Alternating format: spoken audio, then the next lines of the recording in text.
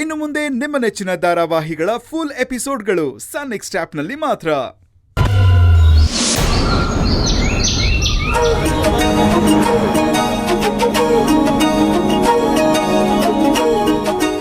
ಬಂಗಾರಿ, ಏನ್ ಬಂಗಾರಿ ಇನ್ನು ರೆಡಿನೇ ಆಗಿಲ್ಲ? ಮಾವ, ಬೇಗ ಸ್ನಾನ ಮಾಡ್ಕೊಂಡು ರೆಡಿ ಆಗ್ಬಿಡ್ತೀನಿ. ರಾತ್ರಿ ಸರಿಯಾಗಿ ನಿದ್ದೆ ಇಲ್ಲ ನೋಡಿ, ಅದಕ್ಕೆ ಎಚ್ಚರ ಆಗ್ಲಿಲ್ಲ. ಆದ್ರೂ ಜಾಗರಣೆ ಪೂರ್ತಿ ಮುಗಿಸ್ಕೊಂಡು ನಾವು ಬರ್ಬೇಕಿತ್ತು.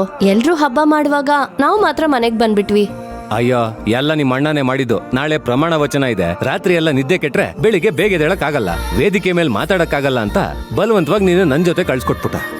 ಹೌದಾ, ಸರಿ ಬಿಡಿ. ಅಣ್ಣ ಹೇಳಿದ್ಮೇಲೆ ಎಲ್ಲ ಸರಿಯಾಗೇ ಇರುತ್ತೆ. ನಿಮ್ ಅಣ್ಣ ಹೇಳೋದೆಲ್ಲ ಸರಿಯಾಗಿರುತ್ತೆ, ಆದ್ರೆ ನಿನ್ ಗಂಡ ಹೇಳೋದೆಲ್ಲ ತಪ್ಪ. ನಾನೆಲ್ ತಪ್ಪಂದೆ? ಅಣ್ಣ ಸರಿ ಅಂತ ಹೇಳ್ದೆ ಅಷ್ಟೇ. ಅಂದ್ರೆ ನಿನ್ ಗಂಡ ತಪ್ಪು ಅಂತ ಅರ್ಥ ತಾನೆ?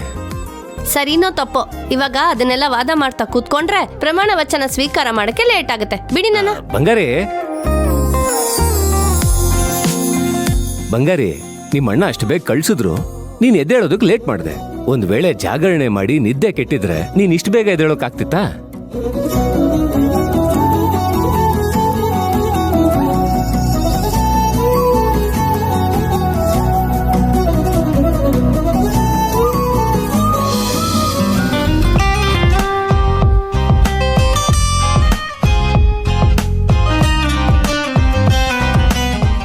ಮಾವ, ನಿಮ್ ಈ ಬದಲಾವಣೆ ನೋಡ್ತಿದ್ರೆ ನಂಗೆ ಎಷ್ಟು ಖುಷಿ ಆಗ್ತಿದೆ ಗೊತ್ತಾ? ಎಷ್ಟು ಹೇಳಕ್ಕಾಗದೆ ಇರೋಷ್ಟು.